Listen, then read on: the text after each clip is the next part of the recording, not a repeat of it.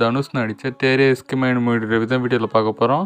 So இந்த review பார்க்க முன்னாடி லைக் பண்ணிட்டு ஒரு சப்ஸ்கிரைப் மட்டும் பண்ணிக்கோங்க. இந்த வீடியோ வளர்னா அந்த மாதிரி ஸ்டார்டிங் ஹீரோ தான் காமிக்கிறாங்க. ஹீரோ காலேஜில் ரவுடித்தனம் பண்ணிட்டு ஜாலியாக சுற்றிட்டு இருக்கிற ஒரு ஆள். அப்படியே அங்கே கட் பண்ணி இங்கே நம்ம ஹீரோனை காட்டுறாங்க. ஹீரோன் ஒரு ப்ராஜெக்ட் விஷயமா ஹீரோட கமிட் ஆகிறாங்க. அதுக்கப்புறம் கமிட் ஆன கொஞ்ச நாள் ஹீரோயின் கிட்ட ப்ரொபோஸ் பண்ணிடுறாரு.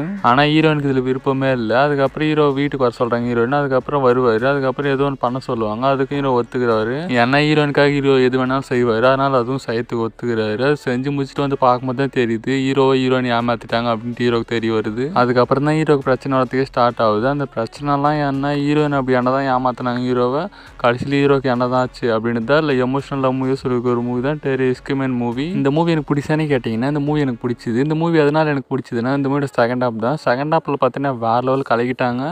ஃபர்ஸ்ட் ஹாப் பார்த்தீங்கன்னா ஆவரேஜ் தான் இருக்கும் டோட்டலாக பார்க்கும்போது. ஆனால் செகண்ட் ஹாப் பார்த்தீங்கன்னா வேறு லெவலில் இருந்துச்சு. இந்த மூவியில் தனுஷோட ஆக்டிங் எப்படின்னு கேட்டிங்கன்னா அவரோட ஆக்டிங் பற்றி